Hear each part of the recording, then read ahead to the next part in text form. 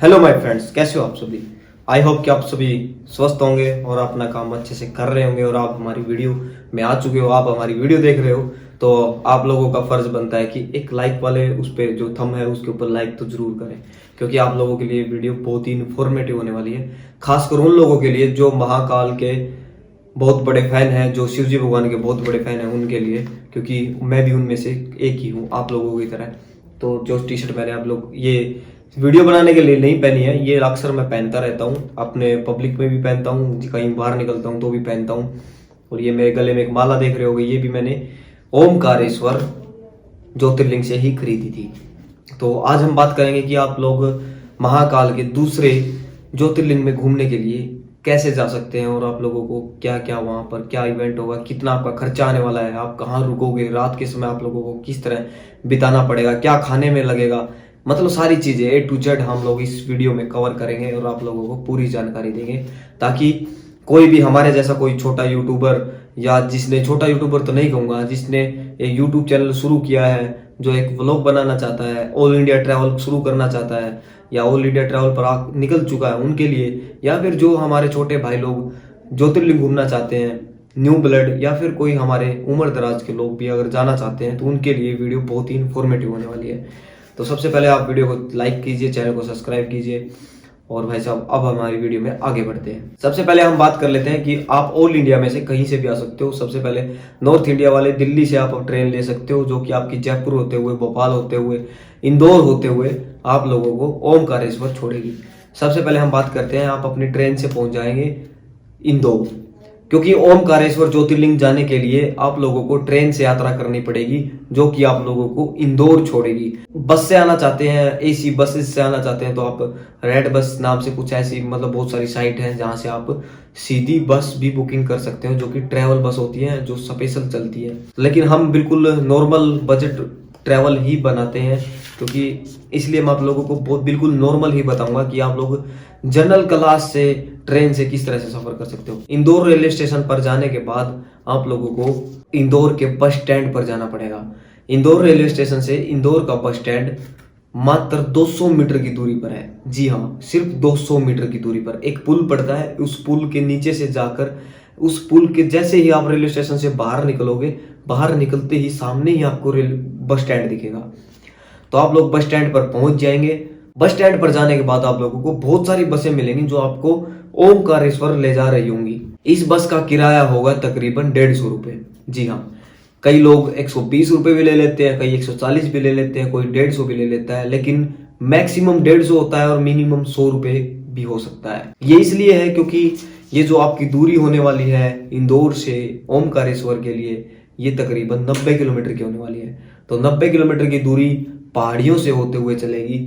आप लोगों का कुछ ऐसा एक्सपीरियंस रहेगा कि जैसे हम मनाली में घूम रहे हैं, मतलब रोडे बिल्कुल सांप की तरह ऐसे ऊपर नीचे उबड़ खाबड़ रोडे मिलेंगी, और बहुत ही चढ़ाई वाला रास्ता होता है, इसमें बहुत इंजन की बड़ी पावर लगती है। अब हम बात करते हैं, जैसे आप ओमकारेश्वर ज्योतिर्लिंग में पहुंच गए तो आप लोगों को वहां पर देखने के लिए क्या क्या चीजें मिलेंगी। ओमकारेश्वर का जो ज्योतिर्लिंग है वो नर्मदा नदी के तट पर है, और वहां पर वो कुछ ऐसा बनाया गया है, ऐसा स्थित है कि जैसे एक ओम का आकार है, इसीलिए उसका नाम ओमकारेश्वर ज्योतिर्लिंग पड़ा। ओम के आकार में, जैसे ओम का आकार होता है आप लोग जानते हैं, इसी तरह से वो ज्योतिर्लिंग स्थित है बीच, और उसके किनारे से नर्मदा नदी बह रही होती है। मैं वहां पर घूमने के लिए गया था और मैंने ट्रैवल व्लॉग बनाए। अगर आप लोग हम पूरी जानकारी देखना चाहते हैं कि भाई, मैं तो पूरी देखना चाहता हूँ कि ओमकारेश्वर का ज्योतिर्लिंग कैसा दिखता है, वहां पर क्या क्या स्थित है, तो आप मैं हमारे ट्रैवल व्लॉग देख सकते हैं। व्लॉग में आप लोगों को पूरी जानकारी मिलेगी ए टू जेड, क्योंकि मैं बिल्कुल जीरो से लेकर ऊपर तक वीडियो बनाता हूँ। मैं ज्यादा बीच में मतलब जानकारी को स्किप नहीं करता, बिल्कुल मतलब तय से तय, नीचे तय से लेकर चलता हूँ और ऊपर तक बताता रहता हूँ, कि ताकि कोई भी हमारी तरफ से कोई भी गलती ना हो और कोई भी ऐसी चीज छूटे ना कि हमारे व्यूअर को ऐसा लगे कि भाई इसमें ये चीज स्किप हो गई, लेकिन इसको मेरे को यही चीज जाननी थी, ये कैसे होगा।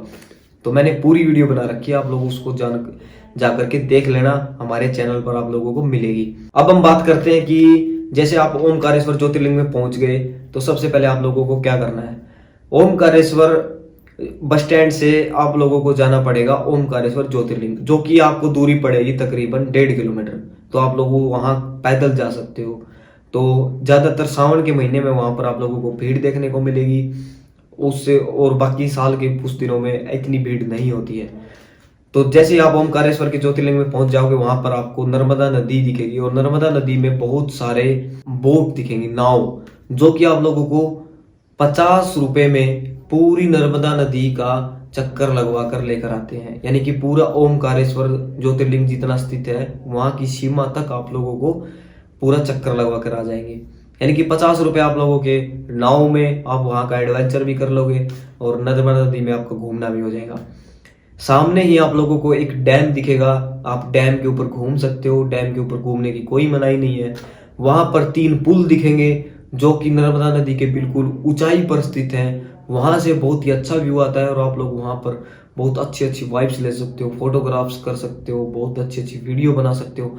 वहां पर बहुत अच्छे अच्छे फोटोग्राफर मिलेंगे जो अपने हाथ में कैमरा लिए होंगे। आप लोगों को तुरंत 40 रुपए, 30 रुपए, 20 रुपए हम आप लोगों को उसी समय फोटो निकाल करके दे देंगे 10 से 20 मिनट में ही। फिर आप लोगों को नर्मदा नदी में स्नान करना है। नर्मदा नदी में स्नान करने के बाद आप लोगों को ओमकारेश्वर ज्योतिर्लिंग के दर्शन करने हैं। ये सारी चीजें होने के बाद में, ओमकारेश्वर ज्योतिर्लिंग के दर्शन होने के बाद में आप लोगों को वहां पर एक फेरी होती है जो कि होती है 8 किलोमीटर की। 8 किलोमीटर को आप 8 किलोमीटर आप लोग चलते रहेंगे, जिसके अंदर आप लोगों को कुछ लंगूर बंदरों के झुंड देखने को मिलेंगे। आप लोग उन लोगों को खिलाने के लिए कुछ भुगड़े या कुछ प्रसाद रूपी कुछ भी ले सकते हैं। वो लंगूर बंदर बहुत ही फ्रेंडली हैं, आप लोगों को बिल्कुल भी नहीं काटेंगे। वो मैं आप लोगों को बता देता हूँ, वो बिल्कुल भी नहीं काटते हैं। लेकिन जानवर की प्रवृत्ति है, वो उस समय क्या माहौल है उस हिसाब से वो आप जज कर लेना। लेकिन मैं आप लोगों को बताता हूँ जैसा मेरे साथ जो भी हुआ, मतलब उन्होंने बिल्कुल कुछ भी नहीं, मैंने उनको सहलाया भी, कोई नुकसान नहीं पहुंचाया। फिर हम वो 8 किलोमीटर की फेरी शुरू होती है जिसके अंदर आप लोगों को संगम, नर्मदा नदी का जो संगम होता है, एक और नदी आती है वहां से, उस संगम के ऊपर आप लोगों को बहुत सारे लोग स्नान करते हुए मिलेंगे, अपने आप को पवित्र करते हुए मिलेंगे। वहां पर जैसे ही आप अपने हाथ नीचे की तरफ डालोगे और जो भी पत्थर निकालोगे, वो उस पत्थर का जो आकार रहेगा वो बिल्कुल शिवलिंग के जैसा, यानी कि कहा जाता है कि नर्मदा नदी में पाया जाने वाला हर एक पत्थर शिवलिंग के आकार का है। ये एक कहावत है। और उसी तरह से मैंने भी ये देखा, और मैंने ये देखा कि मैं हाथ डालकर बाहर निकालता हूं तो क्या वो पत्थर शिवलिंग का है?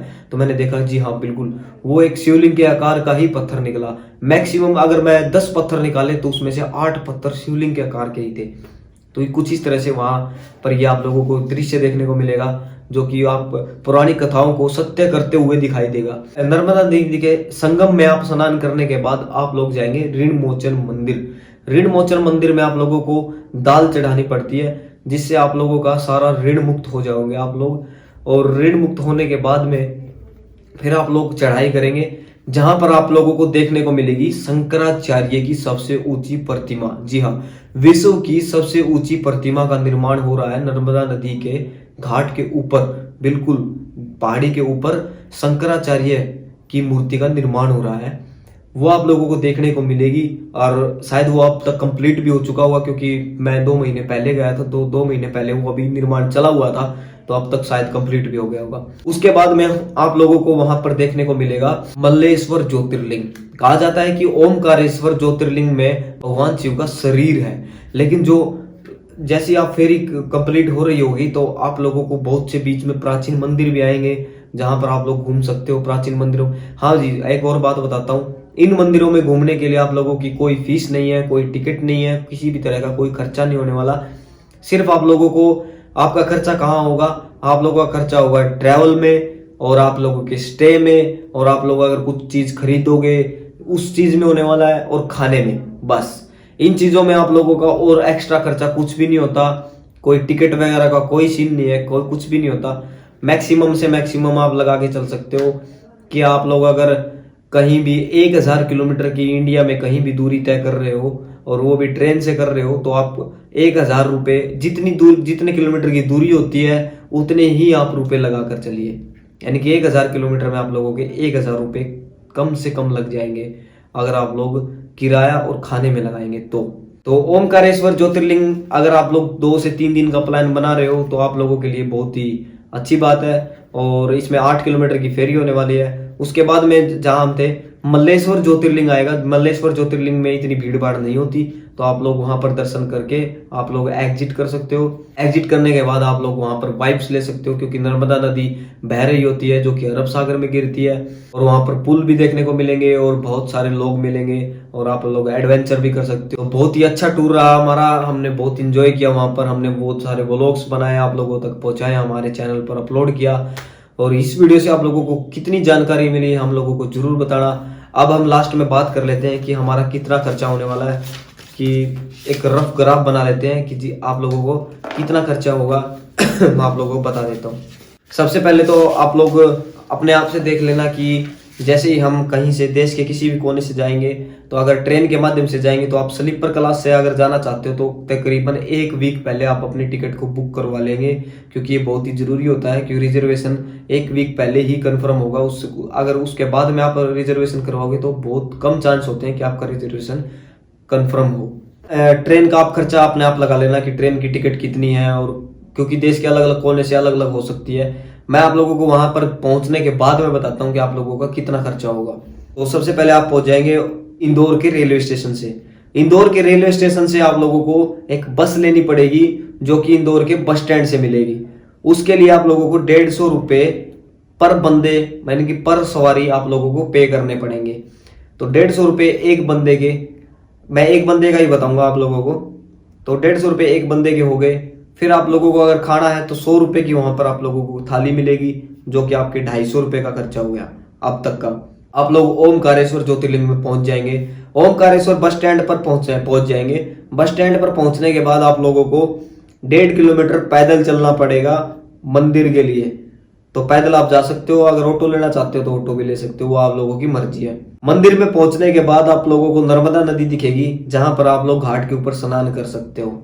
स्नान करने के बाद आप लोगों को मंदिर में दर्शन करने हैं। दर्शन करने के बाद आप लोगों को 8 किलोमीटर की फेरी लगानी है, जिसके अंदर आप लोगों को ऐतिहासिक मंदिर और बहुत सारी चीजें दिखेंगी, बहुत पुरानी पुरानी चीजें। उसके बाद में आप लोगों को एक मल्लेश्वर ज्योतिर्लिंग दिखेगा, जहां पर भगवान शिव की आत्मा कहा जाता है कि आत्मा वहीं पर समाई गई थी। और वहां पर आप लोगों को 3 पुल भी है और एक डैम भी है सामने, तो आप लोग डैम पर भी घूम सकते हो, कोई मनाही नहीं है, पर्यटन के लिए कोई भी मनाही नहीं है। ये चीजें हो जाएंगी। फिर आप लोगों को अगर भूख लग जाए तो आप लोग फिर से तकरीबन, अगर खाने का देखा जाए तो एक दिन का आप 300 रुपये लेकर चलिए। अगर आप 2 दिन का टूर बना रहे हो तो आप लोगों के 600 रुपये खाने के अलग से निकाल देते हैं। 150 रुपये आप लोगों के जाने के हो गए ओमकारेश्वर, और 150 रुपये आपके आने के होंगे, तो 300 रुपये ये हो गए। तो 900 रुपये में आप लोगों के खाने और ओमकारेश्वर बस का किराया निकल गया।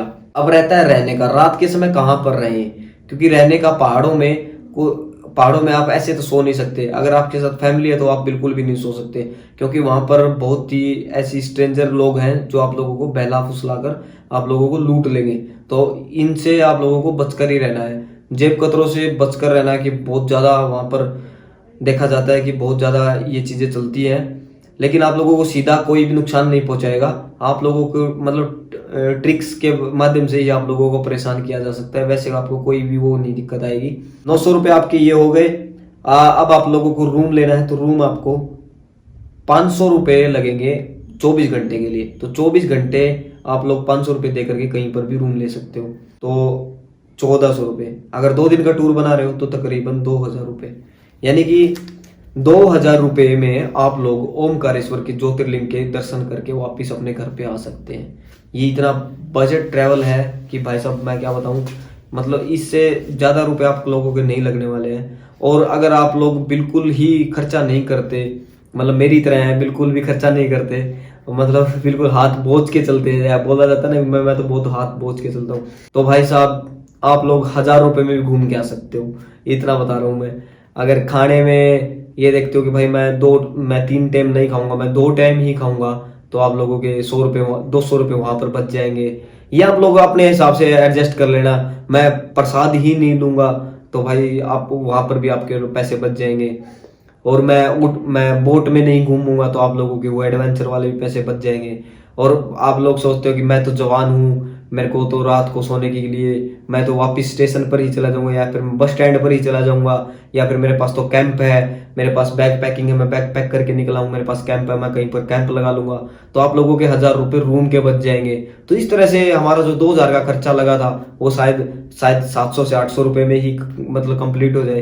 तो इस तरह से चलता है भाई, वो आप लोग अपने हिसाब से देख लेना जो भी है। लेकिन वीडियो आप लोगों को कैसी लगी जरूर बताना। हमारा ये जो मैं इतनी देर से बोल रहा था, आप लोगों को जानकारी दी, ये आप लोगों को कैसी लगी आप लोग कमेंट के जरिए बता सकते हो। अगर मैंने वीडियो में कुछ स्किप कर दिया है, आप लोगों को पूरी जानकारी नहीं दे पाया किसी भी माध्यम से, तो आप लोग इंस्टाग्राम के ऊपर मैसेज कर सकते हो, या फिर हमारे कमेंट करके भी मेरे से पूछ सकते हो, तो मैं आपको पूरा रिप्लाई करूंगा कि आप लोगों को किसी भी तरह की कोई भी परेशानी ना हो।